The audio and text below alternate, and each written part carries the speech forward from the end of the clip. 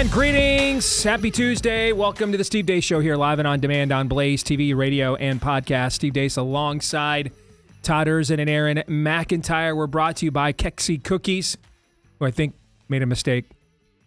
Got back from the Faith Forward Pastor Summit for TPUSA out there in a beautiful Palos Verdes, California. And there was a large box I was not expecting. Opened it up. It was yet another box of Kexi cookies. And they just sent me one. So I think they sent a second one to me in error. But under no conditions will I be returning it. I mean, there's no way. Not happening. So I appreciate the clerical error, and I will take full advantage of it. as well, because these cookies are incredible. And with the new month, they've got a new flavor of the month as well. If you haven't heard of Kexi, they're the cookie company that is founded by Pat Gray's family. That's the same Pat that we work with here at The Blaze. Great cookies that taste homemade because they are. This month's star, by the way, the coffee cake cookie, soft, buttery with brown sugar, cinnamon swirl, crumbly streusel topping. These things are absolutely incredible. And the best part, they ship straight to your door. So you don't have to leave the house at all, and you will not regret it. They are phenomenal. And if you use the code DACE15, you'll get 15% off your order. That's DACE15 at Kexi, K-E-K-S-I. K-E-K-S-I is how you spell it. K-E-K-S-I, Kexi.com, and use the code DACE15 to get 15% off your order from Kexi. All right, so when we come back after Aaron's montage, here's what's going on in the show. I got to talking about those cookies, and I'm like, I'm totally disoriented now. Remind me in the future not to lead off the show with that live read, because I'm out of sorts right now. Those cookies are so good. Oh, right. Hot and bothered. I am, man. Whew. Those cookies they are phenomenal. All right, today's show. All right, bottom of the hour, fake news or not, and Doug Wilson, who's been on this show numerous times over the years, from out there in Moscow, Idaho, and Chocolate Knox and Pastor Toby and Gabe Wrench and that crew, and I've been out there with them, and I've been on their shows many times. Recently was featured on CNN. On purpose, I have not watched this entire thing. Normally I do, but on purpose, I've not watched this entire thing because I want to enjoy it with the audience and with the rest of you. And enjoy it, I think I am probably going to, right? I mean, there's a joke there, right? Pastor, rabbi, and a priest walk into a bar. Doug Wilson and a CNN crew show up on site. Just has to end with zany hijinks ensuing. I will be mildly disappointed if there's not at least a couple of cringy moments over the course of this conversation. Did you get to the part where they're walking down the street? I did see some of that. Yeah, I did see that part. Yeah. So I want us all to enjoy this in real time. All right. So we are going to, I have no agenda other than we're just going to watch this clip. It's about 5 minutes, this full story at the bottom of the hour. And then we're just going to react to it. And we'll see what reactions we have.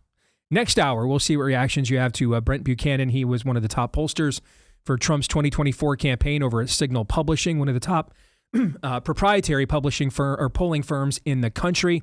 He's coming out this week with a batch of new numbers on what the American people think and the way the electorate is shaping up for next year's midterms. He's going to give us a preview coming up at the top of the next hour. You don't want to miss that. And speaking of zany hijinks ensuing, yesterday, Netflix began principal photography for its series of films, starting with The Magician's Nephew, for its series of films based on C.S. Lewis's Chronicles of Narnia.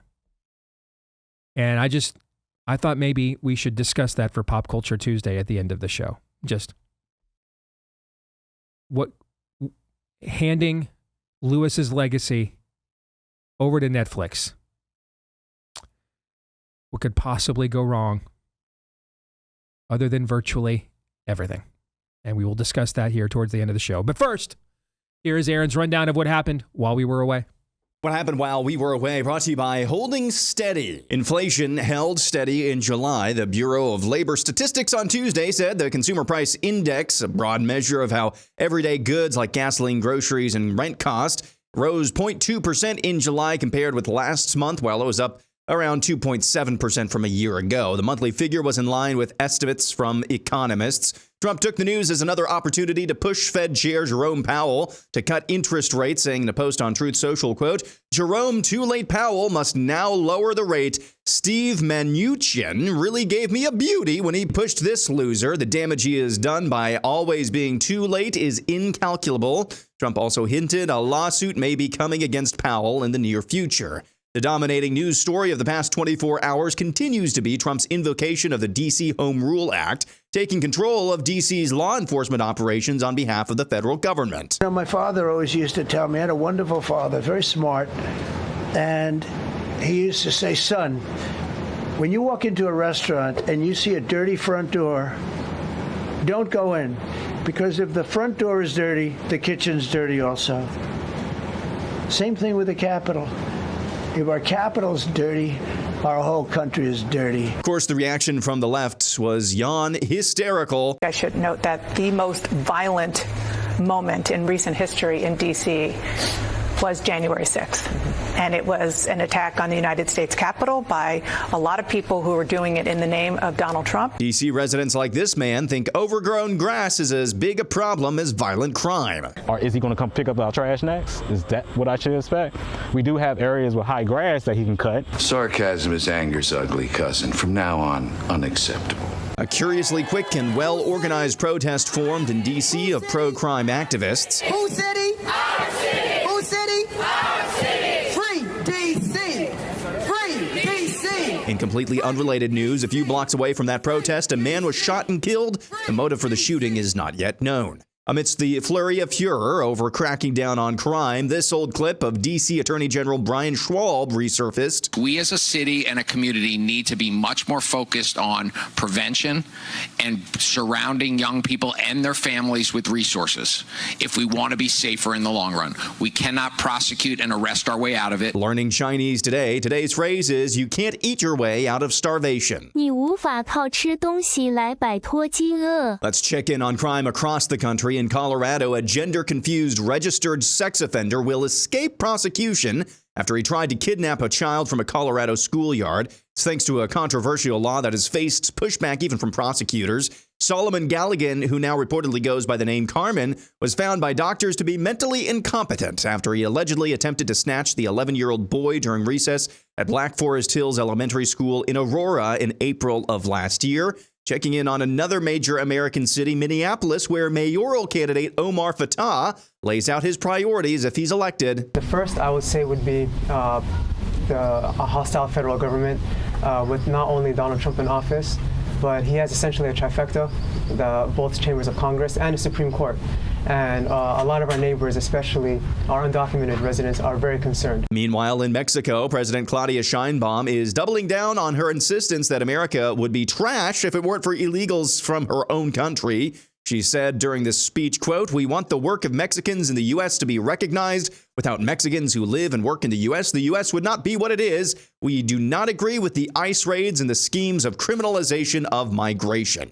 Back in D.C., a Democratic whistleblower told the FBI that Adam Schiff approved leaking classified information in order to discredit President Donald Trump. That's according to newly released documents. The documents were obtained originally by Just the News, were recently handed over to Congress by FBI Director Kash Patel. And finally, President Trump back at the White House fielded a question from a claustrophobic reporter. You're building a big, beautiful ballroom. Yeah. Could we build a big, beautiful briefing room? Yes. Technology, more seats. I don't want to do that. I don't want you to be comfortable. No, I don't want to make life comfortable. And that's what happened while we were away. Aaron's Montage brought to you by our friends over at Moxie Pest Services. They have been in the business for 25 years now. Why? Because they know it's the little things that make and add up to a big difference, right? Did your pest control guy, when you gave him the garage code, leave the garage wide open so anybody could have just gone into your house all day long? Did he leave the back gate open so anyone could have just gone into your yard? Did he track a bunch of stuff into the house, right? You don't want your pest control service to be, well, pests. I'm here all week, try the veal. But you don't want that, right? That's what sets Moxie apart. They take the daily step of connecting with their techs every single day not just to make sure they've got the latest cutting edge practices so you get the best pest control, but so that you get the best customer care and service every day as well. And that's what keeps you in business in a really competitive industry for 25 years. And if you want to try it for yourself, you can help them celebrate 25 years in business and get your first pest control service for just $25. You can't beat that. $25 to see if maybe Moxie lives up to their name. MOXIE is where you want to go. MoxieServices.com/Steve. Use the promo code Steve, and that's where you'll get the special. Just $25 for your very first pest control service to help them celebrate their silver anniversary. All right. MoxieServices.com/Steve. Using the promo code Steve. That's MoxieServices.com/Steve. Using the promo code Steve. Okay. So, a couple of meta points I think that we should raise about 3 items in Aaron's montage, because they all speak to fundamental problems that run deeper than a lot of our own analysis is. Let's start with Mexico for a second. What kind of country complains about the return of its own citizens? Think about that. What kind of country has political leadership? See, don't look at this messaging the way that we look at it. We're not the intended audience for it. Look at it, try to look at it as best you can, which means, of course, shut off at least half your brain. Imagine you're insane and that you are you're at the shake fisting level of God hatred. Not easy to do probably for many people in this audience, but let's try it as best we can. All right? Because we're not the intended demographic. So let's try to look at this from the perspective of who the intended demographic for this messaging is. Imagine a country so dysfunctional, so fundamentally broken, that it is a politically viable position. Not even just viable. You thrive, you succeed, holding the position that it is wrong for you to return our citizens to us. That it is wrong for you to raid a thrifty working class, because that's what we're importing, I was told, correct? The people doing the hard work Americans no longer want to do. What kind of country wants their thrifty working class raided? What kind of country wants that? What kind of country does not want its people returned to them? And then imagine what kind of political movement and what kind of people are attracted to the messaging of that movement, that these are applause lines. That these are applause lines.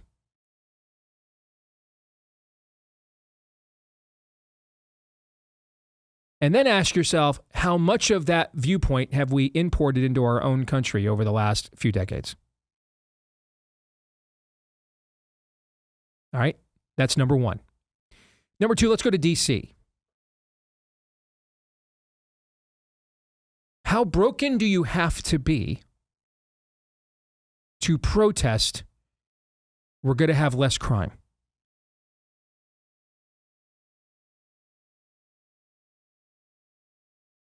Now, I understand the partisan element of this. I understand. I've worked in politics at a very high level.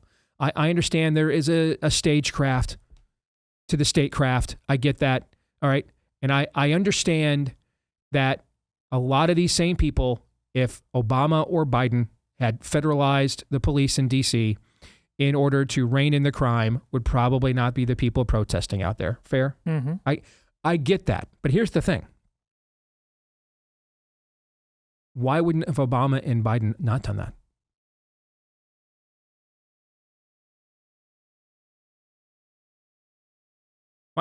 How did we get to a point we found something that Donald Trump wants to federalize before Barack Obama and Joe Biden did? Or whoever was the auto pen for Joe Biden's presidency. We found something that Donald Trump wanted to federalize that they did not. Explain that. These people have demanded DC statehood my entire lives, but they didn't want to. I mean, it would seem to me like a great argument for DC statehood would be the people advocating it federalize the police and demonstrate with them being a more direct line of authority, or shall I say, chain of command. I'll get to more on that here in a second. But it would seem to me that would actually be good recognition that DC cannot maintain its own autonomy. It can't handle itself. Look at the crime. It needs further direction. And yet, these people wanted to federalize everything else. But they didn't want to federalize the police in DC, and they just wanted the crime to continue. Right? So follow with me here for a second. In Mexico, we have a country that doesn't want its people back, that complains when you return their people, and is totally fine with the loss of a thrifty working class. And in Washington, D.C., we found something Democrats don't want to federalize. And their applause lines are, we're going to have more crime. You with me here so far? By the way, as an aside in D.C., don't know if you guys have seen it. I just referenced it a second ago. There's this clip going around here just in the last few minutes. I've got it. Do you want it? Oh, you have it? Yes. Fire that puppy up. You guys have to watch this. Watch this. Chain of command is now? What does that mean? Well, is it Pam Bondi speaking to the mayor, speaking to you, or how does this work? So the executive order is clear. The president has requested MPD services and our home rules. So that is the police chief. Yeah. Pamela, what's your last name? Pamela Smith is her name. Asked, what is the chain of command? Which chain of command mean? And notice how they have a bureaucrat has to essentially step in and toss her aside like this is gonna trend in every right-wing news network. And it already has. Okay. By the way, the DC chief of police, Pamela Smith, do you know what position she served before she was the chief of police? I'm going to guess something like chief diversity or equity You're very officer. close. Chief equity officer is what she was. Chief equity officer of the Washington, D.C. police before she became the police chief. All right, so just follow the trail of tears here with me. All right, just to re-up, okay? Now that we had, that little digression that we just needed to show you, could just confirm what we're about to show you. All right, so already now, Mexico doesn't want its people back, complains you return their people, and is fine with the loss of its alleged thrifty working class. With me so far? Yes. Okay. Washington, D.C., after wanting statehood for our entire lives, does not want its police force now to be federalized and instead views large, high crime rates is part of the message of freedom. Again, do not look at this stuff. Turn off the logic centers in your brain. Act like you have the Bible. What is it? You don't know. Constitution, you can't spell it. And you wouldn't want to if you could. All right. Turn all these things off now. Right. And try to see this from the belief system of the people that this is targeted to. Because this is going to lead me to a conclusion here in a minute. All right. All right. So we have DC. We have Mexico. Right? Oh, Aaron, you had a third thing in your montage. Minneapolis. Thank you. Omar Fatah. Thank you. All right. Now, I probably cannot tell you what would have happened a generation ago to someone who thought they were going to possibly run for office in America on a platform like this. It would have just been unthinkable. And if you look at most Marxist revolutions, they normally do not talk like this. But their native language is of the upside down. I mean, this is classic Orwellian language. What they promise you is the opposite of what they're going to ultimately deliver. That's the classic canard of Marxist messaging. But now in this case, both with Fatah and also with Mamdani, there is no attempt to couch any of this language. There is no attempt to camouflage any of this language. There's no attempt to soft sell this on any level at all. That's what I said yesterday with Beto. They're saying the quiet part out loud Correct. and proud. Correct. And so what that tells you, there's a lot of times in Marxist regimes, by the way, they never get to the point of where Minneapolis and New York City are in their messaging. They don't ever say the quiet part out loud. They never say it. And in fact, to Siberia with you, if you do, no one is permitted to say the quiet part out loud. No one on the eastern side of the Berlin Wall. No one in Venezuela. No one. We dealt with Cuban propaganda, Todd, our entire lives. When did Castro ever just say the quiet part out loud? Hey, we're just going to take everything from everybody, and you're going to like it. Never said this. One of the few times the Soviets would say, the quiet part out loud, it's what they really thought of us. Like Khrushchev banging his shoe and saying, we will bury you. Not what they never said the quiet part out loud of what they're going to do to their own people. They just retconned that stuff. But here in the United States, in 2025, they are just saying out loud the kinds of things that even as recently as 10 years ago, when someone with a microphone like me and a platform like mine translated what this stuff really meant and told you this is what they're really saying, would have been called crazy, would have been called a conspiracy theorist, would have been, I'm the reason we lose elections, because I did this 10 years ago, and that's what I got called for doing it. Now, they think they can win elections on this, just right out in the open. So let's take this triumvirate now as a whole. Mexico doesn't want its people back. You have successful political messaging in Mexico by saying we do not want our people back, and that you are pilfering our thrifty working class that allegedly exists. DC, a lot of those people marching are black. Since a lot of the crime is in their neighborhoods, they're going to disproportionately be the victims of said crime, correct? Yes. They want the crime to continue. They want Pamela Smith, the former chief equity officer, to sit there and do her Medea does police. As there's more and more crime there within the DMV. That's freedom.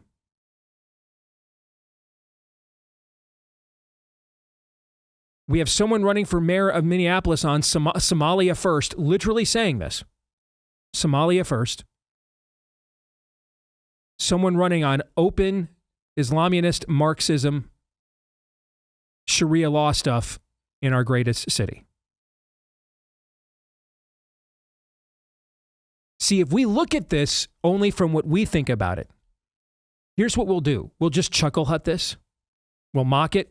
And I'm for mocking it, by the way. We're the show that has that, one of our axioms is what the devil hates the most is to be mocked, the old Irish Catholic saying. But that is a device, not a default. And if we look at this stuff from how we see the world, we will not understand the level of threat that this is. Because this is the stuff of cartoon villains. This is the stuff of, sniveling mustaches that you turn as you, now that I have you captured, let me tell you my plans kind of stuff. I mean, we watched this, this was Saturday morning cartoon level stuff when we were growing up. And so we won't understand how serious the threat of all of this really is. To the north of us last year, we have a country that knowingly chose a leader that was a carbon copy of the one that they didn't like and was unpopular just because Donald Trump trolled them about being the 51st state and slapped a few little tariffs on them when they've been tariffing us the entire time. And in response to that, the people of Canada are like, you know what? Just to spite the orange man, Sodomize me harder. I'll ankle grab even harder. I'll do it harder. Mexico, how dare you return our people? This is our hemisphere. How dare you return our people to us? And Mexicans in the crowd, yeah. What? Now, there's a reason why they think that. I'll give you a word. It's called an invasion. American cities. Chief equity officer turned police chief. Chain of command. I'm sorry. I don't know what that is. I don't know. I don't know what that is. I'm sorry. What is that?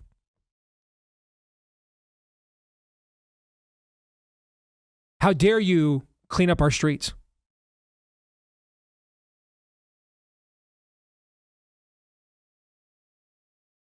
Well, I'm really concerned about the interest of my Somali homeland, which is why I'm running for mayor.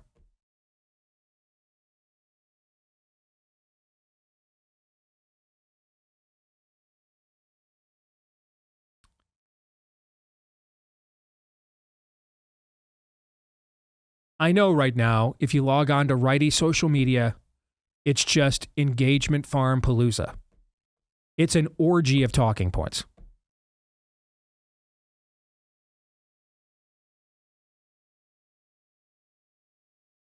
But the reality is, underneath those talking points, we are in real trouble. The kind of trouble, now we had to win this last election, man, which is why we were all in. But the kind of trouble that one election cycle, or maybe even a couple, are barely going to put a dent in. And we've got, well, yeah, we federalized the D.C. police under Trump.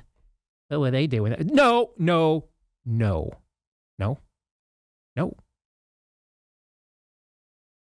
2006 called wants its talking points back.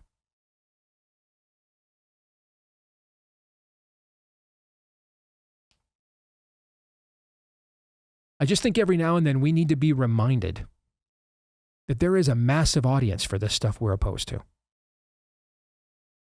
Massive. Which means over the last generation, we sucked. I mean, we just fell asleep.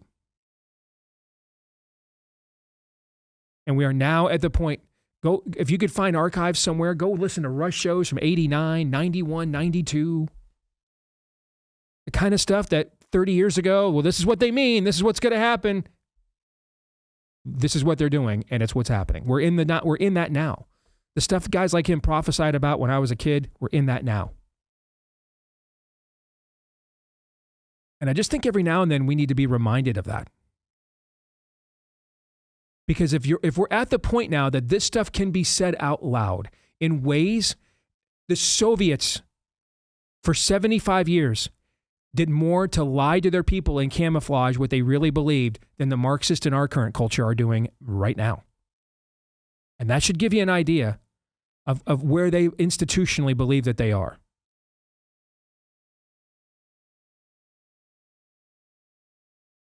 Because it's human nature. We want to run aspirationally. We want people to be inspired by what we believe. It's just most of the time when Marxism took a hold in a Western country until this era, that didn't work, so they had to lie. Now they don't think they do. So what do you think that means? I mean, they're going to know their audience better than we are, guys. There is a massive audience for this in the country. Massive. And we cannot forget that. More in a moment.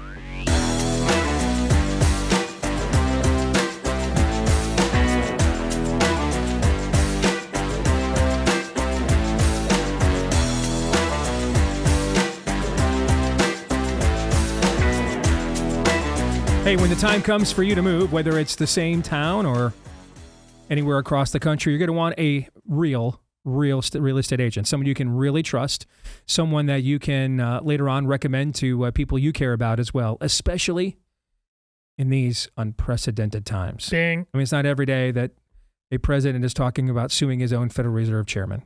And as you're going to find out from pollster Brent Buchanan here in about a half an hour, the interest rate problem is a serious issue to the American people. So there's still a lot of uncertainty. We're slowly but surely seeing the real estate market come back. But a lot's changed since the last time we had a robust one, which should have been probably the fall of 2019, before COVID, before winter. So make sure you've got an agent that knows what's up. And we're going to help you find one of those at realestateagentsitrust.com. A lot of times they're from right here in the same Blaze audience as you. And they've got a track record of success that we verified. Otherwise, we wouldn't recommend them to you. So get your search started today at realestateagentsitrust.com. Again, that's realestateagentsitrust.com. All right, time for this week's fake news or not.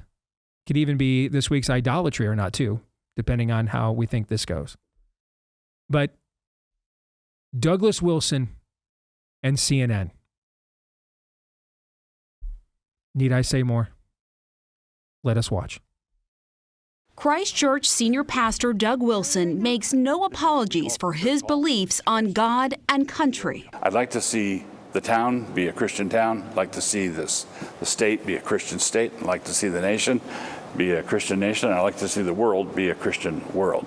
And now Wilson's controversial views as a Christian nationalist are gaining sway in the nation's center of power with the recent opening of his new church and high-profile parishioners like Defense Secretary Pete Hegseth. Is planting a church in D.C. part of your mission to try to turn this into a Christian nation? Yes. So every society is theocratic.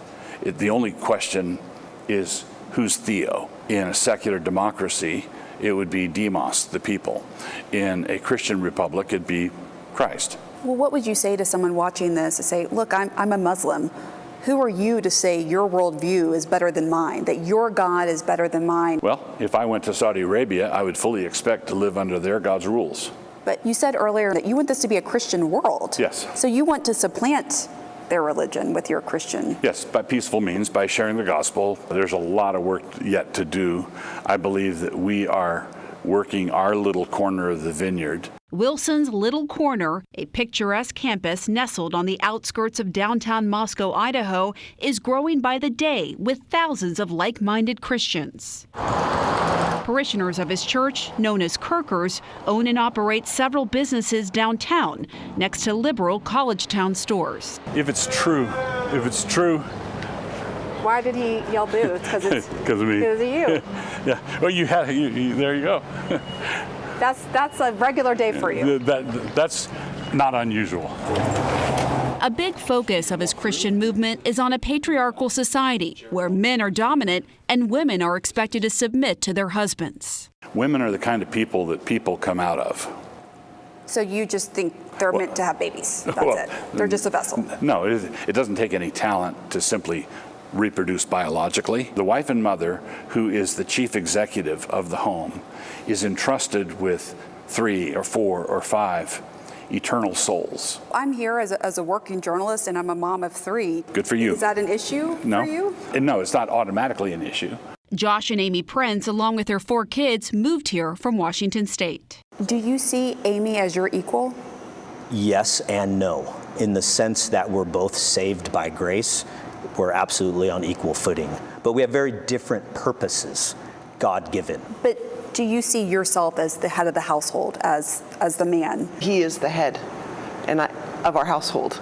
Yes, and I do submit to him. So like moving here was ultimately your decision. Yes. That's a great example. Wilson says in his vision of a Christian society, women as individuals shouldn't be able to vote. His fellow pastors, Jared Longshore and Toby Sumter, agree. In my ideal society, we would vote as households.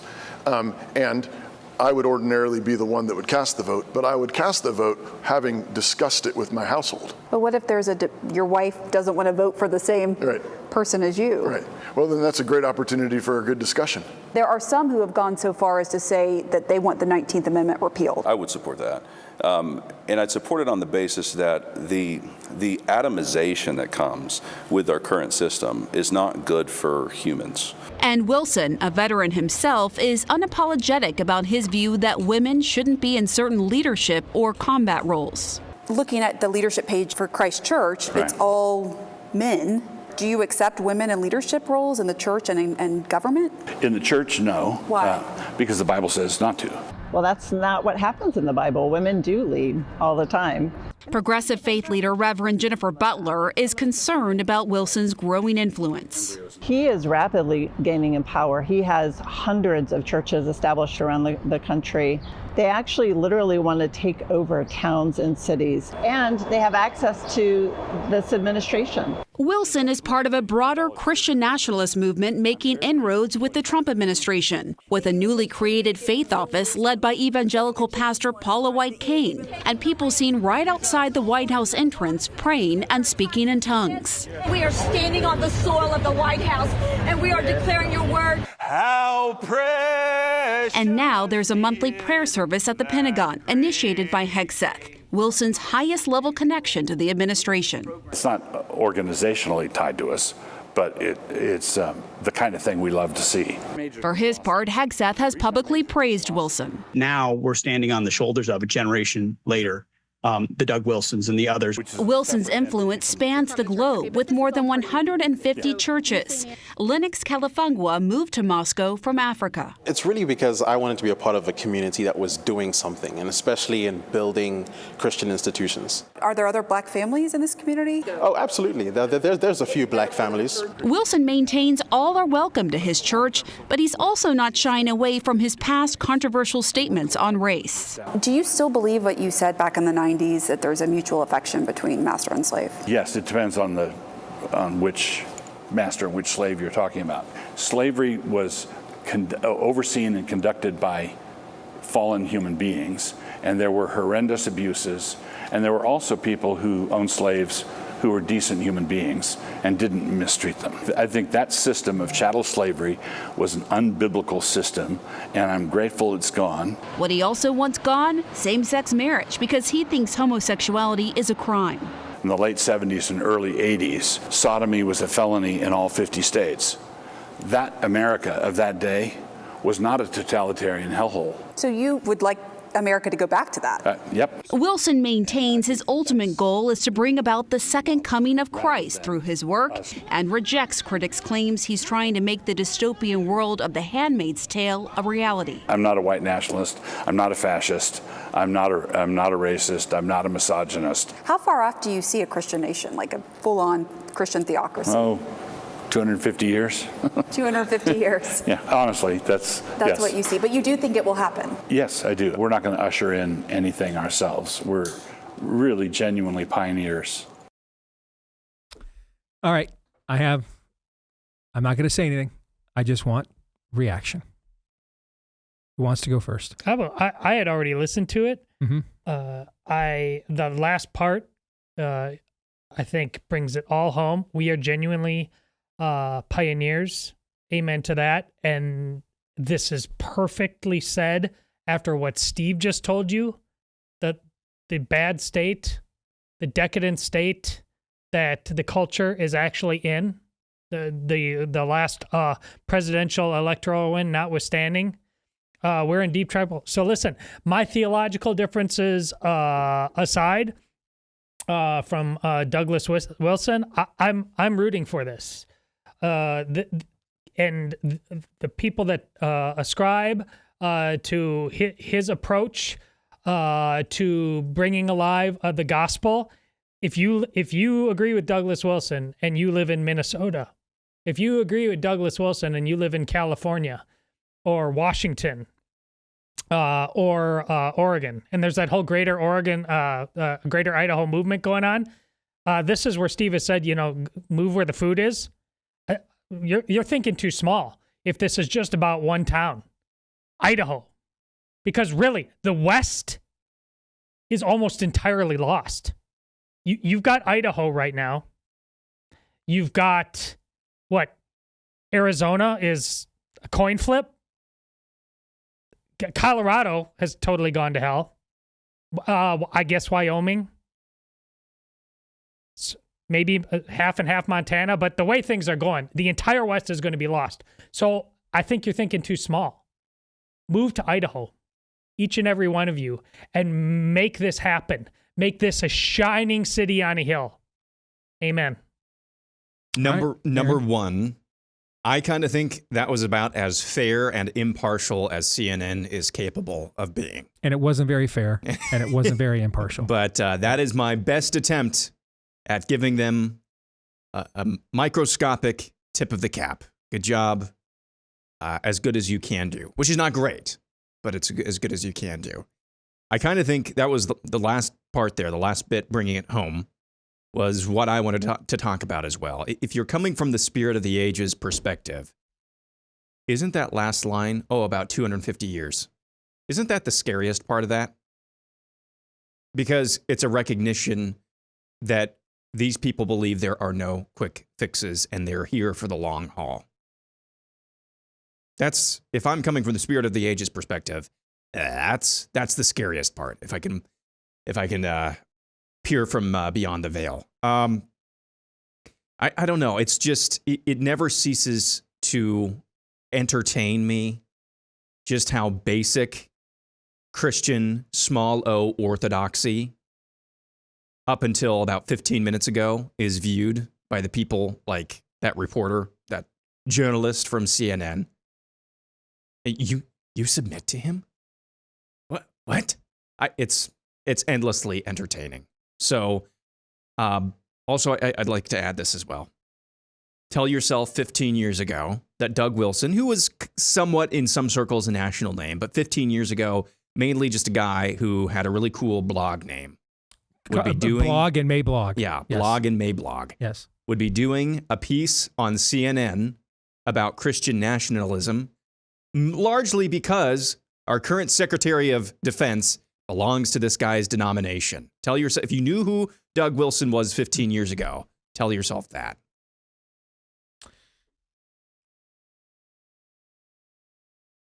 I wish they would have called me before they agreed to do this, because I'd have told them to never do it, and not in a million years. I have to be honest. I don't think anything constructive came out of this at all. The way this thing is edited, it is so herky-jerky. Why? Particularly because I know a lot of the guys in these videos. So I know how smart they are. So the way this had to be edited for CNN to get what even approaches to the messaging that it wanted out of this required a lot of, let me just tell you, someone's had numerous conversations with Doug Wilson over the years. It is impossible to reduce him to a soundbite. Doug is the guy, you ask him a question, and then you literally just watch your clock of when you have a hard break. And you may or may not get a follow-up in. I have a hard time believing in however much footage they shot that the entire thing was about their position regarding women and women in church. Notice, by the way, the heretic didn't offer you any examples of women leading the church in the scriptures. You know why? Can you guess maybe why she failed to offer you any examples? There are not any. It is possible women like Tabitha and others served as what we would maybe call a deacon, serving the physical needs of the church. But in terms of setting any kind of elder bar or theological bar, just no. That's nowhere to be found. In fact, everybody likes to point to the example of Deborah, who, of course, was one of the judges in the Old Testament, one of the worst times in all of Jewish. I love when our examples come from like the worst moments in biblical history, which would have required maybe things to be done a little unorthodox. But what does she do to the guy that is actually called to lead and she has to take his place? She shames him. She says, people are going to shame you for years that you wouldn't do this without a woman. She shames him for not doing his job as a man. I think they did the best they could. CNN clearly went there with their agenda, got out of it what they wanted. I don't think they should have ever done it. I think that we're going to have to learn that not everybody is deserving of an audience. Jesus is silent throughout much of the conversation, says nothing to Pilate. Jesus is silent throughout much of the conversation, says nothing to the Sanhedrin. A couple of exceptions when he's asked who he truly is in his identity. Other than that, he doesn't entertain their arguments at all. At all. Goes to Herod's palace, says nothing. No, I'm not here to perform for you. No. And I think that We see, Jesus went and debated at the temple in Jerusalem, not the temple of Saturn, not the temple of Jupiter. I think that it was just very clear that it was going to be very difficult to get anything constructive out of this. I think they did the best with what they had, but I would have advised to absolutely not do it. The audience CNN reaches is so limited anyway that this was really just about acquiring a few clips that could be used to rile up single women to vote even more, fanatical in the next midterm election. And I think CNN probably felt like they walked out of there with what they were looking for in order to get that. Thoughts? I mean, as a general rule, I'm not opposed to not talking to CNN. Unless it's live. Well, yeah. But if it's live, then do it live. Yeah. We'll do it live. Yeah. In terms of this particular case, they're going to say that about you anyway. They're going to say all the things. They're going to present you all the ways anyway. You're basically in a no-win scenario. So anyway. Don't do it then. Yeah. So that's my point. My point is it's kind of neutral.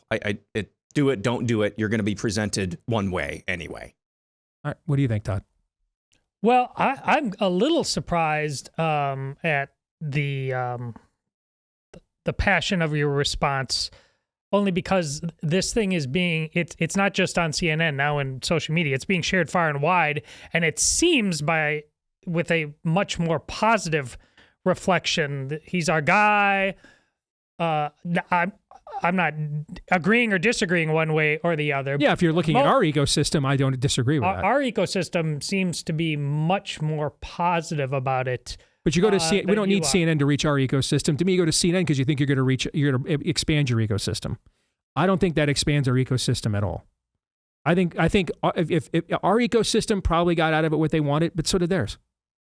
They needed a couple of lines of, first of all, just to show you how ignorant they are. Doug Wilson probably wouldn't, stand in the same buffet line with Paula White, I would guess. Okay, let alone be linked to her in any formal way, shape, or form. But they got the 2 or 3 sound bites they wanted for their commercials for next year's midterms too. So, from their perspective, mission accomplished. That's all they wanted. All right, you guys hate women. Thanks. We're good. Thank you. Say whatever you want. Great. Moving on.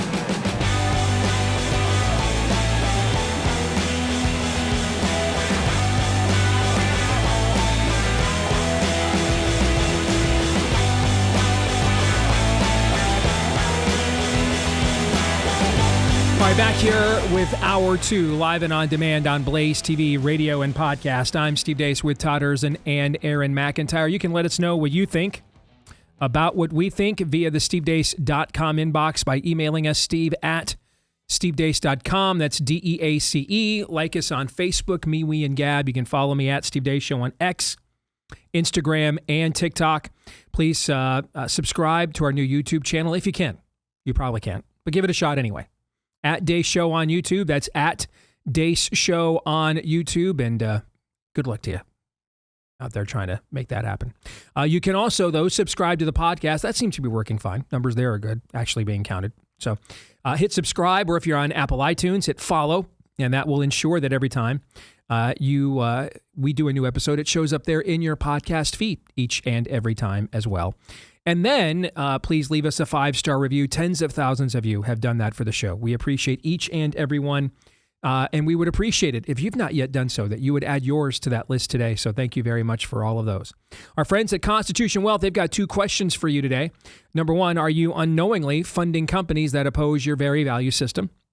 And then number 2, do you know if your hard-earned dollars are being used against what you just voted for in the last election? Now, if you think the answer is yes, potentially, to either one, let alone both of those questions, then it sounds like you've got to get a hold of our friends over at Constitution Wealth, because they can help you specifically screen investments so they line up with your values, ensuring that your money supports businesses that are supportive of you, that it's not being weaponized. All of the productivity that you did with your gifts all those years and all that prosperity that your Creator gifted you with as a reward for your faithful stewardship of His gifts. You then don't want to take all of that money and then put it into a portfolio that is weaponized against what you just voted for and the values you have. Instead, weaponize it in your favor. It can be one of the most potent weapons we have in our culture war, our money. Our friends at Constitution Wealth can show you how to do exactly that. So you can get started today with a free consultation by going to constitutionwealth.com/blaze. Again, that's constitutionwealth.com/blaze for a free consultation there. And you should also, by the way, go to their website at constitutionwealth.com to understand their services and fees. And also remember that all investing involves risk, including at times the risk of loss. I am a client of the firm. This is a paid endorsement, but my opinions are my own. Well, he was one of the most important pollsters, analyst for Trump's victorious 2024 presidential campaign. He's with Signal Polling. Brent Buchanan joins us now here on The Blaze for the first time. Brent, it's a pleasure to have you with us here on the show, brother. How are you? Hey, Steve. Thanks for all you do. So before we get in your latest data on national voting trends, if you could just, a little preamble, take us back to the last election. And we've often pointed in our show, when did we sense a vibe check? And we really believe that the president's decision to go on these long-form podcasts to expand his base, and particularly among men, with Theo Vaughn, Andrew Schultz. Like, I didn't even know who Andrew Schultz was until Trump went on the show. That's how I heard of him. All right. Joe Rogan. And that I think that this not only helped to expand his base with men, particularly young men, where he performed better than he had his previous two races, as you know, but it also, I think, humanized him again to people, that he was not just a political construct, and people remembered why he was maybe the most liked celebrity in America prior to the ascension of his political career. Do your numbers quantify that in any way, Brent? I mean, when do you feel like the momentum really began to swing, like, I think we're going to win this thing? Well, a couple things on this, Steve. First is that I look back a lot and think, what if Joe Biden had stayed as the nominee of the Democratic Party? You know, we'd be looking at probably a filibuster-proof U.S. Senate of Republicans right now, for one. But really, we actually just celebrated the moment that I think was the pinnacle moment in the 2024 election cycle, and that was the federal raid on Mar-a-Lago. And for years, and I worked for Donald Trump's only official super PAC in 2015, before he announced to the Wall Street Journal he didn't need a super PAC, despite handing over his Rolodex to the super PAC we were involved with. It worked out for him. We learned a lot in that research. We also took over all the polling in Labor Day 2020, and then we worked a couple states for the RNC this last year. And so we've seen a lot of data going back essentially a decade now on Donald Trump. And the reason that I think the Mar-a-Lago raids are the real pinnacle moment of the 24 campaign is because up until that point, Donald Trump's image was essentially unmovable.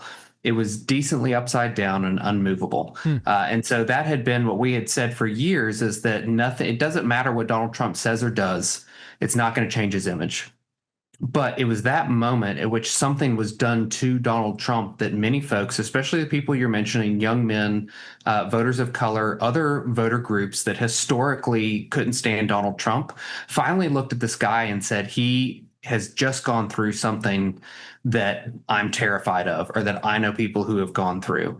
And it created a relatability for him among these non-traditional, non-Republican voter groups that allowed him to change his image. It also brought people out of the woodwork who weren't going to vote for Donald Trump, and had they shown up, they would, where they're like, listen, if the system is this hard against this guy, I have to be for this guy. I have to show up for this guy. And it was the Butler, Pennsylvania assassination attempt that was almost gas on that fire that had been started with the Mar-a-Lago raids. And it was those two moments that I think changed the trajectory of the 24 election. Well, let's talk about what may or may not change the trajectory of the upcoming midterm elections then, because I'm a big believer, Brent, that as hard as it was to assemble the coalition that it took to win the last election, I think it's going to be harder to keep it together, because these are not groups of people that are used to necessarily being aligned on an issue-by-issue basis in the traditional Venn diagram of our politics. And I have a little experience with this as one of the OG COVID scamdemic narrative dissenters. I found myself aligned with people like RFK Jr. and Naomi Wolf and Joe Rogan that I was, not aligned with on a myriad of other issues, but we had one thing in common, all right, and that was we smelled a rat and we were seeking out truth. So I've also seen, though, when we get outside of those couple of issues, how hard it is to keep that group of people aligned, and some of their other issue differences come into play. So when you look at the overall narrative for the upcoming midterms, with what I just said in mind, pardon me, I really think the issues that are trending are going to be very important in telling the tale in what kind of voter comes out to vote in November of 26. What do you think about that? I'm actually writing a book on a topic very similar to this right now. And it goes to the base of what I believe actually drives all issue, vote choice, and others. Academic research backs this up, and that is voters' emotions. And it's something that's not talked about, researched enough. And by I mean researched, people don't poll voters' emotions. They're not looking at them. We do, to figure out what is the foundational reason that an issue is prevalent. What is a foundational reason that a voter is interested or not interested in the election? And I think that if you use the 2024 election as a case study, the turnout among men was the highest as a percentage that it's been in at least my lifetime in being in politics. Why? Because a huge swath of men were absolutely ticked off, angered, upset, frustrated, kind of all within that anger bucket of emotions. And that is the number one driver of turnout in elections. Anxiety is the number one driver of people digging into what they believe or looking up and trying to figure out where else can I go to make my anxiety go away. And the reason that I start with these two is because I think if you look at the interest of elections, the enthusiasm among Republicans now compared to, say, what it was a year ago today in the 2024 elections, a lot of the issues that were peaking then were much better for Republicans because they were anger driven. Mm-hmm. And I think it's one of the challenges that Republicans have going into this election is that, the survey that I'd sent over to you that we're going to release later this week, we asked a question about, what is your motivation? Is it extreme? Is it, are you mostly motivated kind of on a Likert scale to figure out where voters are, especially from a partisan perspective. And to your point about issues, one of the top issues in the country was actually the top issue in our survey above inflation economy last month, and now inflation economy's ticked back up again.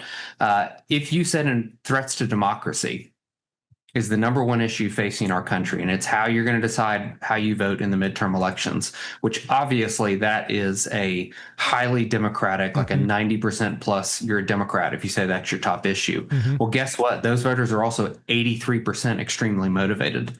When we go to immigration and border voters, which was a very significant driving cultural issue in the 24 elections, those voters are only 72% extremely motivated. If you say inflation economy is your top issue, it drops all the way down to 56% extremely motivated.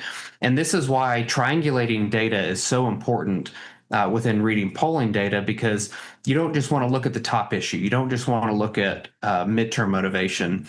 You don't just want to look at partisanship. You combine all three of those, and then you start to really get the picture of how are we doing, where are opportunities, where are our weaknesses.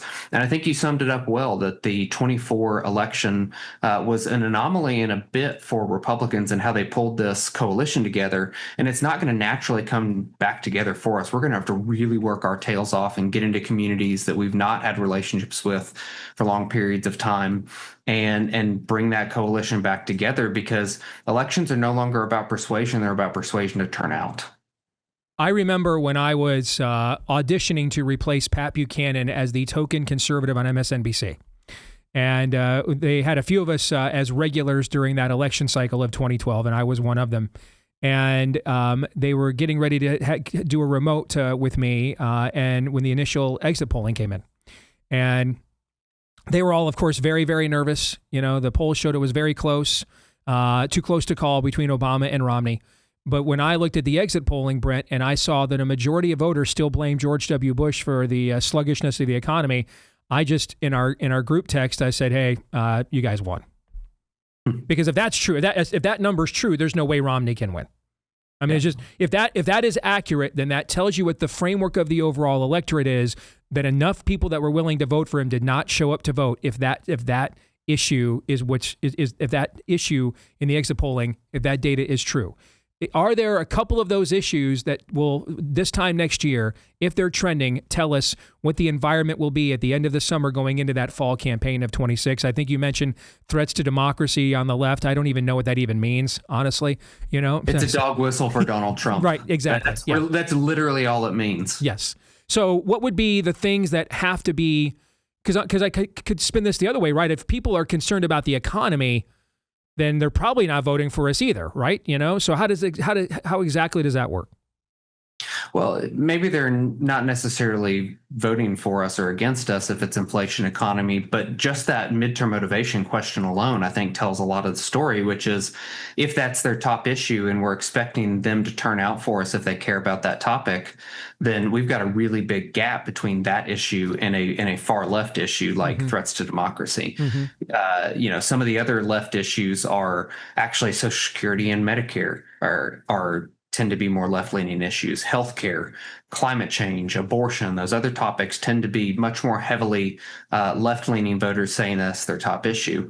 On the right, last election, we had inflation economy and immigration and border. And now you can see that we don't necessarily have those inflation economy voters as much.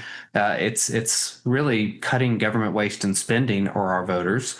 Immigration and border are our voters. And that issue in particular, immigration, has fallen off a cliff in the last several months, partially because Donald Trump has done such a darn good job actually addressing it.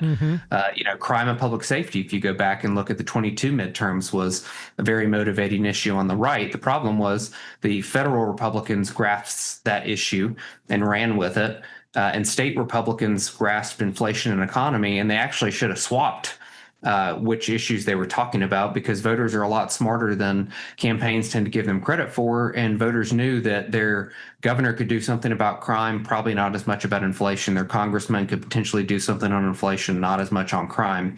And so it's one of the reasons that, to your point, we focus a lot on what are the top priorities for voters and what's driving those and what is the enthusiasm behind each of those, because that is how you can kind of piece together what direction are we going. So your numbers have 24% currently rating the economy as, quote, good. If you're a Republican running for office next year, what would you say the Mendoza line is there? What's the number that we have to hit for you to feel confident that you can run affirmatively on the state of the economy? Because the meta stuff, the stock market and the meta stuff up here, those trend lines are good.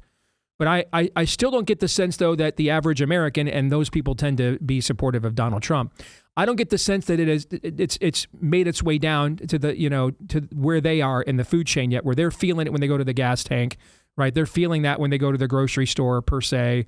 So where's that number need to be? If it's at 24 right now, where does it need to be 12 months from now? Well, it's a really good question, and I want to add some context to it. The first is that there are really three things. It's how do you perceive the U.S. economy?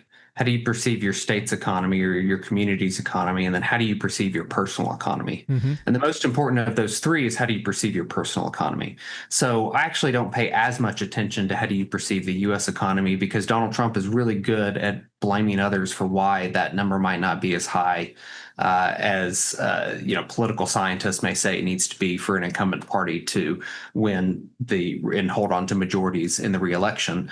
I'm way more interested in the perception of somebody's personal economy, and that number is a lot better when you combine excellent and good compared to the U.S. economy.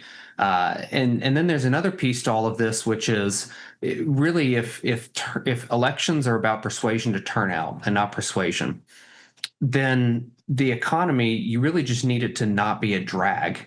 And you've got to go find other issues that actually motivate your base, anger your base, because that's the number one factor, number one emotion, that if you can get people to feel that, or they already feel it and you can harness it, gets folks to turn out.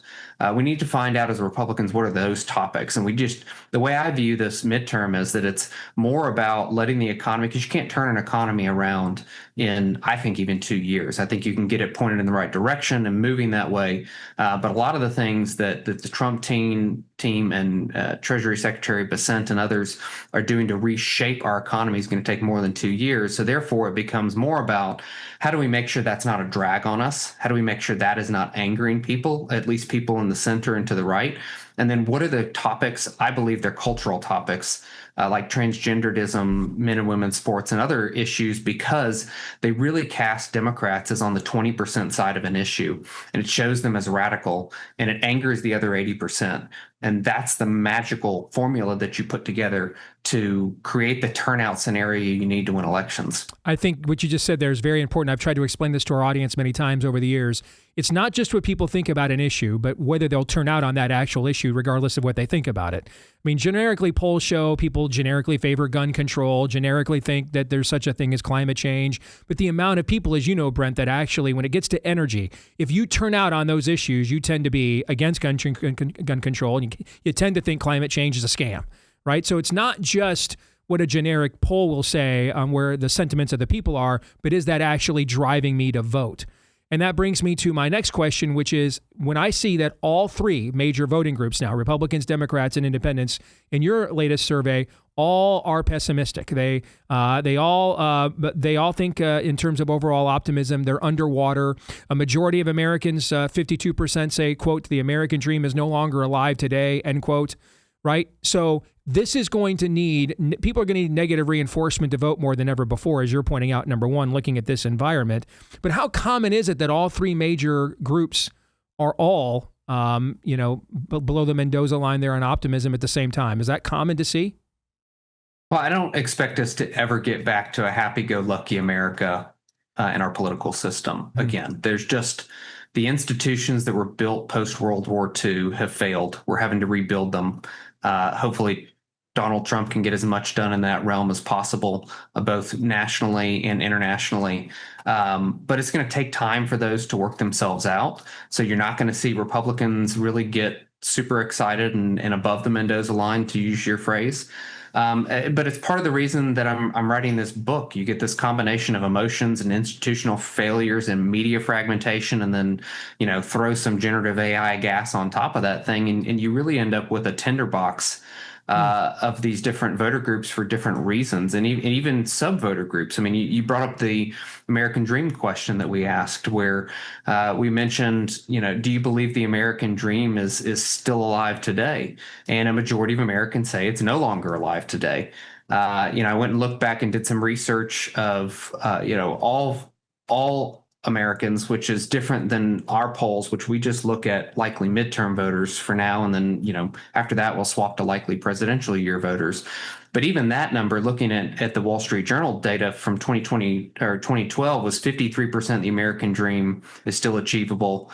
And in the 23 Wall Street Journal survey, that was down to 36% of all Americans believed the American dream was possible. But really what's most notable to me in our data is that only 30% of Americans under the age of 30, likely voters, that is, under the age of 30, believe the American dream is still alive today.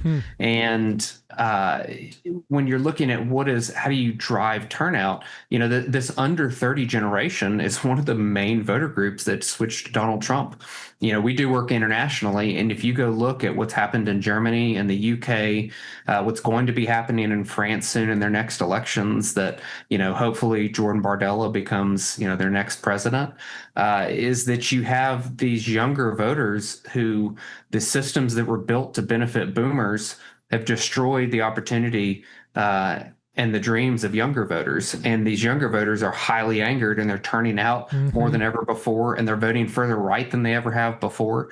And so I don't necessarily think that this unoptimistic future is actually bad for Republicans, especially if we can show how Democrats and the left have created all these institutions that have failed us. And if you elect us, we'll tear those down and build new ones that actually benefit you. All right, there's two questions more I want to ask you, Brent, and one's a follow-up to what you just said. That anger, because it's in my audience. I see it all over the country where I go. I just got back from speaking again at the Pastor Summit for TPUSA in California. And I mean, I can just tell the difference in just even the countenance on the face when somebody my age or older comes up to speak to me after I'm done, or a young adult comes up to speak to me, right? But they're also very cynical. If we see things like the leaked documents, Adam Schiff using classified documents to essentially, engage in a political a black op against Trump. While he's getting, you just mentioned his house getting raided was really the pivot point of the last election. Adam Schiff just walks away, nothing happens to him, and he's just on the Tonight Show, chuckle hutting away. Nobody gets indicted for what happened with Russia. No names come out on the Epstein thing. See, I don't think that it's an issue with Epstein or any of this stuff, but a vibe. That young people view that the same people that wreck these institutions that you're talking about are also getting away with all this other kind of stuff too. And I get worried if there's not real accountability, we will lose them, not to Democrats, but to like despair. They'll just basically just drop out and say, what's the point in even participating at all then?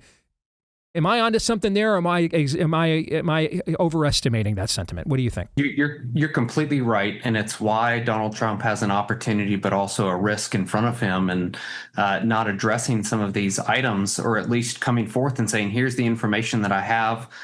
Here is how we're viewing this issue. Here's what we're doing to address it. I know these folks play by different rules than you, and I'm trying to break that system that allows them to do that." But there is a mix between words and action, and you can always talk a strong game, but you've got to at least show some progress towards it. Voters aren't expecting the world to change tomorrow or next year. They realize that things take time, but you've got to show them a little bit of progress. That's why I think the One Beautiful Bill, Republicans really need to get out there and message strongly on that topic to show that they made progress on many of the economic promises that Donald Trump made in the election last year. But to your point on despair, if voters don't think they can make a difference, we did a massive study of voters for this book that I'm writing, and we dug into over 20 open-ended questions for each of them, and really got to the heart of what people felt in these various voter groups that drove the election last year. And one of them was people who had showed up to vote, probably didn't show up, probably had their ballot picked up for them in 2020, and it had Biden marked whether they marked it or not. Ask them if, why did you not show up this time?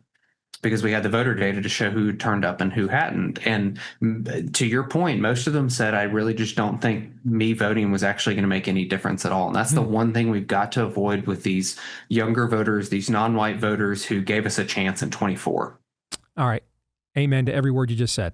Final thing I want to ask you about, I got about 3 minutes or so for you to break this down. I am fascinated with the political monetization, for lack of a better term, of interest rates as an issue. Because as much as I've followed this and been involved in it, I've never seen anything quite like this being an issue. 78% of voters in your survey concerned about interest rates, but yet it's not a one-to-one political issue, right? I mean, Jerome Powell's not on a ballot. No one's voting for him. So I am fascinated to see where the energy here goes. Do people sympathize with Trump's laments regarding Powell? On the other hand, going back to what we just said before, hey, did you try to fire the guy? Why'd we leave him in there then? Where does that energy level go if there's not a severe reduction in interest rates between now and the next election, and this number stays anywhere to where you have it right now, right? Where does that energy go? Because people aren't choosing between Jerome Powell and Donald Trump vis-a-vis on a ballot, right? Or even as proxies in a midterm. So I'm fascinated to see where that energy goes. Well, if you look at the other questions in that battery that we asked, one of them was, what do you think the purpose of the Federal Reserve is? And almost half of voters selected the option that it is to use interest rates to control inflation. That honestly shocked me of how many people picked one of the main functions of the Federal Reserve, or at least the stated functions of the Federal Reserve. And then there's other factors that play into interest rates too, like market forces. And we asked a question of, would you rather the Federal Reserve or the free market be the main factor in what drives interest rates? But, we tend to have small windows of memory because if you go back to prior to the pandemic, and even before easy money, go back 5-6 years before that, we were at 4-5% interest rates as the Fed funds rate.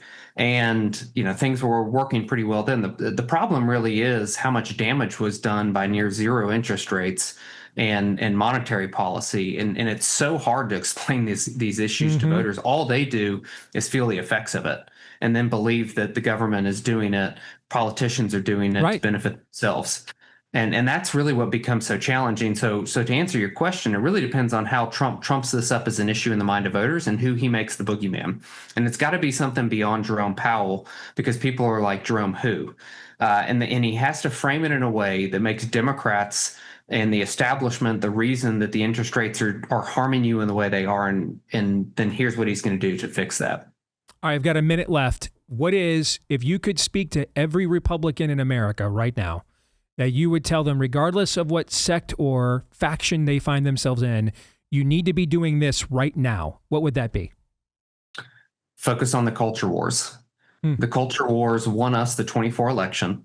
I do think that the angst around inflation and other topics really raised a lot of voters' heads who maybe had not voted for Donald Trump in the past, or they hadn't voted in the past. And they felt such acutely the pain of inflation that they put their head up and they said, what am I willing to do to make this go away? And they saw Donald Trump and they saw Joe Biden and then Kamala Harris. But what I really think sealed the deal was the culture wars issues. It's the reason Donald Trump's campaign spent more money on the culture wars topics than on inflation and economy, because it was what got people to cross the chasm. Inflation, economy got them to lift their head. The culture wars got them to cross the chasm, where they were like, these Democrats are out of their ever-loving flipping minds. That they're going to take my tax money to gender transition prisoners and then grab kids from parents and change their sex when they're 5-6 years old in California. That is absolutely insane. That was the chasm. That was the chasm crossing issue. And I think we've got to lean back into it, because it's almost a proxy issue in a way that makes Democrats just absolutely unrelatable and radical. Amen to every word there too, Brent. This was outstanding. Real quick, how can people follow your work if they want to do that? Yeah, go on our website, cygn.al. There is no .com. It is just our name, cygn.al. Or follow us online at cygnal, or you can check me out on X, Brent BUC. We put a lot of data up there, and we'll be releasing a huge dump of it later this week. Steve, thanks for having me on and giving me the opportunity to give your audience a preview of it. You bet. We got to do this again. This was really, really dense, really rich. Audience, you made them smarter, Brent, so thank you for that. Really appreciate it. Have a great day. All right, you too. All right, so there's a lot here I think we probably need to discuss and unpack. Maybe we call an audible and Pop Culture Tuesday gets pushed to the overtime. What do you guys think? Yeah, I can do that. Yeah, I definitely think we have a few things. So Brent dropped some knowledge on us and some things I think that we need to highlight. We'll do that here in a moment. Stay tuned.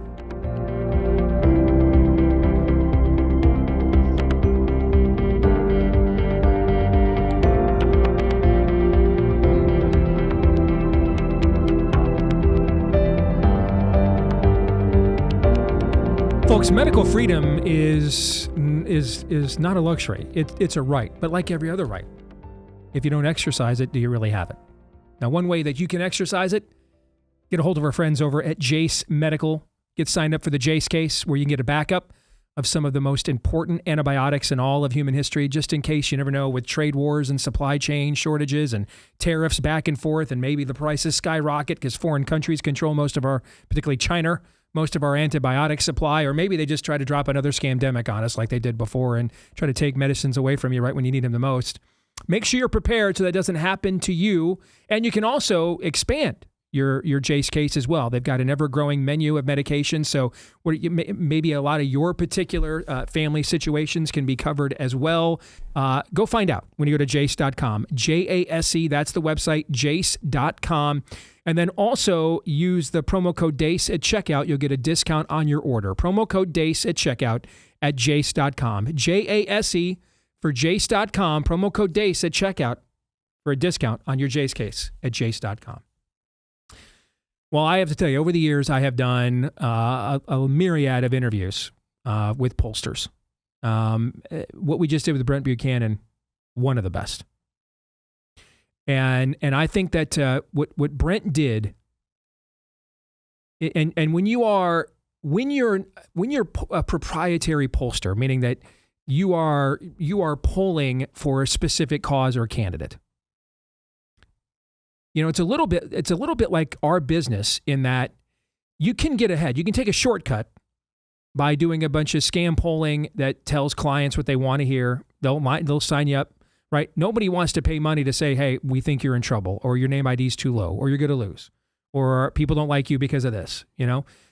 You can do that in the polling world too, and you can soar to success by, rubbing people's tummies and saying, hey, we're making the bad man stop, and affirming people even when it's not true.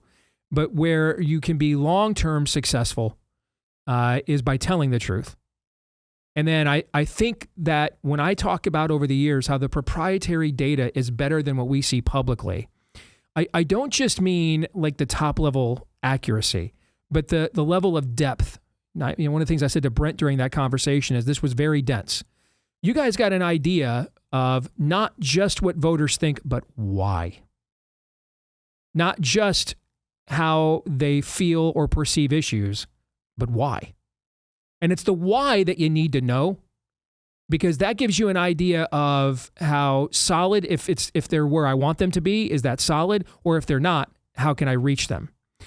One of the things I used to say more often when our show was more data-driven and more into that aspect of this business, and we didn't have to say words like demonic every day, one of the things I used to say is I don't want a candidate who, because I used to get accused all the time by the Republican establishment that came after me, well, you just want us to ignore data, you want us to ignore polls. I don't want you to ignore polls, I want you to change them.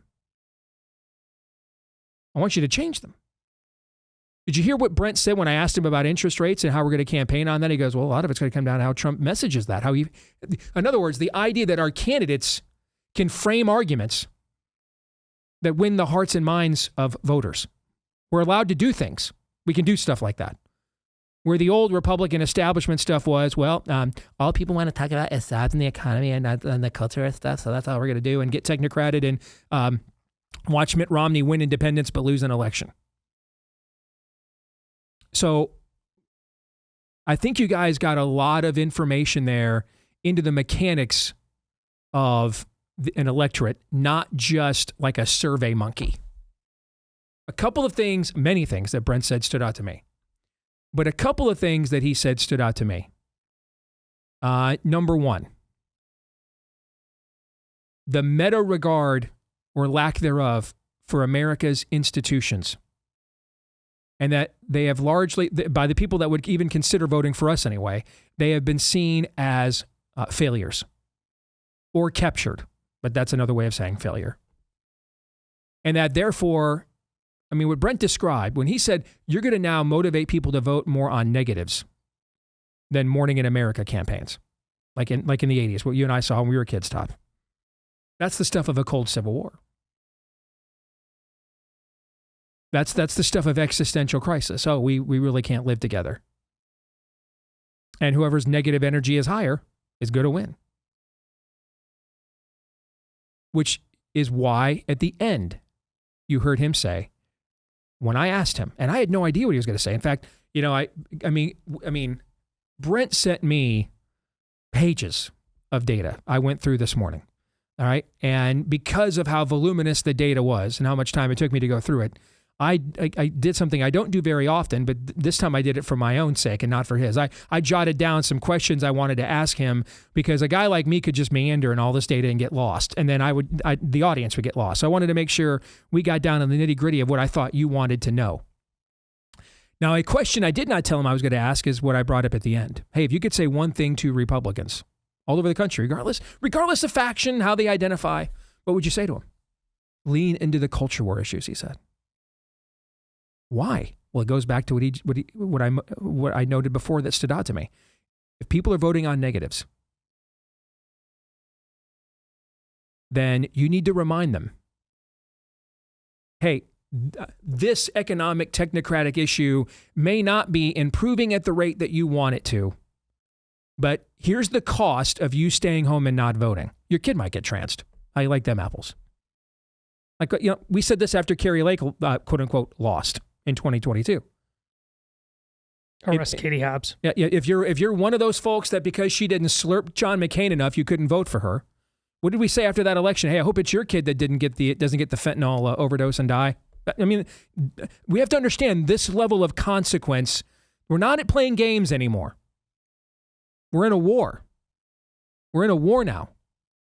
And there will be consequences. The other side is not going to say, hey, thanks for your uber-principled position and your conscientious objector status. We will be good stewards of that and keep this thing right in the straight and narrow of the left of center Overton. No, they're going to go San Francisco tomorrow and mock you and troll you and then defecate over everything you believe. However, it is always the candidate and party's job to motivate the voter, not the other way around. That's why Brent framed it that way. Get into the culture war issues. Remind people who our opponents are. That's also another way of saying we can't determine what independents are going to think about the economy 12 months from now. No one really knows. What we can determine is how energized our base is. And then the third thing he said that really stood out to me, because we've been talking about this a lot on this show. We just wrote a column about it at The Blaze. I just talked about it out at TPUSA. Because of that lack of regard in the institutions, that means that same younger generation also has no regard for our slogans or tropes. So lesser of two evils, all that other stuff, they don't care. If there's not action on this stuff, we're going to lose them. But they're not going to just turn around and sign up for socialist utopia. They'll just drop out. They'll just, out of despair. What's the point of taking part in this then? I'm out. And I think it is noteworthy that one of the top pollsters for the White House and for Trump's 3 presidential campaigns came on our show to say, hey, some people have got to get arrested. Some people have got to be held. This is not just a Steve Deace or on McIntyre woke right, a term I don't even know what the hell that even means. Okay. This is not just some talking point on Twitter. That younger generation that we inspired to vote for us is expecting some results. And they're tired of watching people just get away with stuff when they're 19 years old and have to make $30,000 a year out of high school to afford an apartment. And they're watching Adam Schiff and his worldview that did this to them, just up there mucking it up and laughing it up on the Tonight Show with Jimmy Fallon while they can't afford rent or a car. There's got to be consequences. All right, those are the things that stood out to me. What about you guys? Maybe it's those or some other things. Well, one of his closed hand principles for doing business is vital and really smart. It's unfortunate, but it simply is what it is at the moment. One of his principles is that our side isn't particularly principled. And therefore, how many times did he mention the word emotions? Mm-hmm. A lot. We have to measure how people feel about things. Now, emotions aren't bad. As you see, I get pretty emotional all the time, but it's usually about, hey guys, 1 + 1 has always equaled 2 on this issue and this issue and this issue. And you've ignored it for a very long time. Steve spent the first half hour of the show talking about we haven't been doing anything about the things we should have been doing things about for a very long time. And now we are being taunted out in the open by the likes of the people running for mayor or governor in New York and Minnesota. So measuring these emotions is vital as a pollster, because again, even on our side, we don't really start believing in things until we feel strongly enough about them. We have all kinds of things we think and we say we believe in, hushed tones and quiet tones, but we don't really can't we all just get along and we pull our punches and we compromise. So it's a very smart, honest approach to doing business, but it's also something, as Steve just said, together, we have to change this. We cannot keep letting things get to DEFCON 5 on things. Yeah, I'm the OG of fighting for transgender issues before it was cool, but we can't stop waiting until you just really feel about it. And I think that's one of the things that's underneath everything he said. To be good at my job, I have to be brutally honest that quite frankly, even our side, we really don't stand for a lot. We just feel a lot. And again, it's really important if we are truly to save the West that we change that, because it's not just feelings that conquered the world. It was ideas. And the fundamental one was about our faith. And way too often, because we felt bad about or judgy about certain things, we let the whole thing go away. Amen. Aaron? Politicians come and they go. Technocratic fights tend to come and go. But the one constant in our country is the culture war, and it always has been. When he mentioned that at the end of that interview, lean into the culture war stuff. Same as it was 20 years ago. There's a lot more people who are honest about that now than there was 20 years ago. But it's the same thing. It sounds really familiar if you've been listening to that guy behind the wall. It sounds like the Steve Deace Show, but it is crucially important. And I'll just be honest, overhearing conversations that I get to overhear in this line of work, I know more than the average bear about what's going on in Iowa. But something even with that knowledge, something I'm really concerned about with this gubernatorial election that's coming up in primary. What is the animating issue? Mm-hmm. What is animating to bring to life? That is the key of electoral politics. Whom can you bring to life? Who can you animate to get up and go vote? What issues will do that? And you're specifically talking about our side. Yes. Because their side's going to be energized on doubly. They've got I'm just talking Orange about Man our side. Yes. Orange Man bad, and Kim Reynolds is gone, so the Queen is dead. We could win this thing. So they got double energy. Where's our energy coming from is what you're saying. And it should not be this way. If we were a nation of citizens, this would not even be a consideration. Mm-hmm. But these are things in this day and age that you have to take into account, which goes into what Todd was talking about and what Brent was talking about. You have to figure out what truly motivates, and the word I like to use, animates people to actually get going to the polls. Just go to the polls. And in Iowa particularly, I don't know what that is. Here's the good news, however, and this guy is not going to be around forever, but we think he's going to be around till the end of his term at the least. If there's one guy who knows how to market, who knows how to paint his opponent before they paint him, it's Donald Trump.